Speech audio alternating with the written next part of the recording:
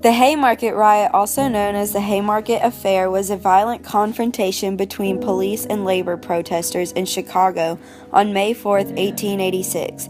It began as a peaceful rally in support of workers and labor radicalists striking for an 8-hour workday. It was also in reaction to the murder of several workers on the previous day by the police at the McCormick Reaper Works. Toward the end of the Haymarket Square rally, a group of policemen arrived to disperse the crowd. As the police advanced, an unidentified individual threw a bomb. The police and possibly some members of the crowd opened fire and chaos began. The bomb blast and following gunfire resulted in the death of 7 police officers and at least 4 civilians, as well as many other wounded. The riot set off a national wave of fear as radicals and labor organizers were rounded up by the police in Chicago and elsewhere. In August 1886, 8 men labeled as anarchists were convicted in a trial in which the jury was considered to be biased. They stated there was no solid evidence presented linking the defendants to the bombing. In the aftermath of the Haymarket Square riot and trial, public opinion was divided. For some people, the events led to a heightened anti-labor sentiment, while others, including labor organizers around the world, believed the men had been convicted unfairly and viewed them as martyrs, a setback for the organized labor movement in America. However, in time, the riot became a symbol of the international struggle for workers' rights. The Homestead strike occurred on June 30, 1892 at Carnegie Steel Plant in Homestead, Pennsylvania, a time of conflict that had flared up all over the country. 2 years prior, the price of steel products declined while Carnegie was away, so Henry C. Frick, the company's general manager, decided to cut wages and break the Amalgamated Association of Iron and Steel Workers, one of the strongest unions in the country.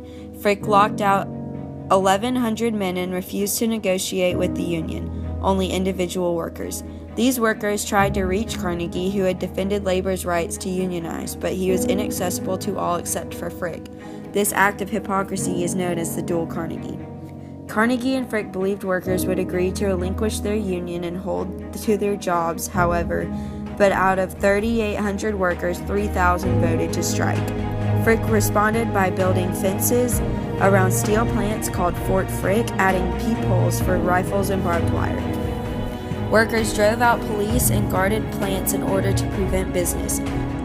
Historian Paul Cross explains, workers believed because they had worked in the mill, they had mixed their labor with the property in the mill. They believed that in some way the property had become theirs. Not that it wasn't Andrew Carnegie's, not that they were the sole proprietors of the mill, but that they had an entitlement in the mill. Frick turned to the Pinkerton Detective Agency's private army. At midnight on July 5th, tugboats pulled barges carrying hundreds of Pinkerton detectives armed with Winchester rifles up the Monongahela River. But workers stationed along the river spotted the private army. Thousands of strikers and their sympathizers rose from their sleep and went down to the riverbank in Homestead. When the private armies of the business arrived, the crowd warned the Pinkertons not to step off the barge, but of course they did. Not one is sure which side shot first, but gunfire was then exchanged for 14 hours until the Pinkertons retreated back to their barges. Strikers tossed dynamite to sink the boats and pump oil into the river and tried to set it on fire. By the time the Pinkertons surrendered in the afternoon, 3 detectives and 9 workers were dead. The workers declared victory in the bloody battle, and it was a short-lived celebration. The governor of Pennsylvania ordered state militia into Homestead, who then took over the plant. 4 months after the strike was declared, the men's resources were gone and they returned to work. Authorities charged the strike leaders with murder and lesser crimes. The workers' entire strike committee also was arrested for treason. However, sympathetic juries would convict none of the men. All the strikers' leaders were blacklisted. The Carnegie Company successfully swept unions out of Homestead.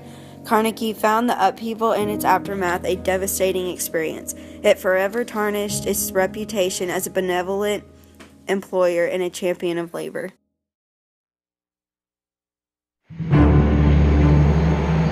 In the early morning hours of July 6, 1892, 2 barges loaded with 300 Pinkertons, an army for hire, moved slowly up the Monongahela River near Pittsburgh, Pennsylvania. Their destination, Andrew Carnegie's Homestead Steel Works. Their goal, to secure the mill for non-union men.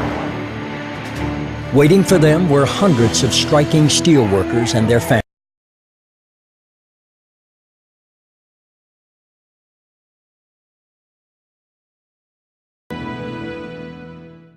The barges approached, and Hugh O'Donnell stood on the dock. And as one of the Pinkerton captains got out, O'Donnell said, "I speak to you as working men, I speak to you as a man. Stop now, there will be bloodshed. Don't take our jobs. Stop." As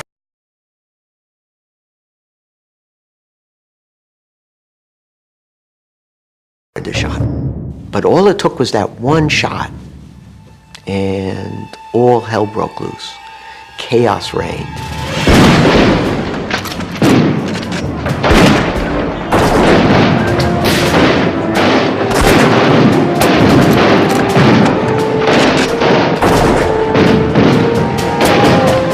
The first volley lasted 10 minutes.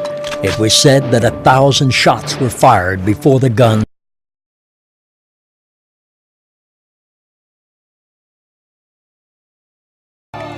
The Pinkertons were promised no harm would come to them.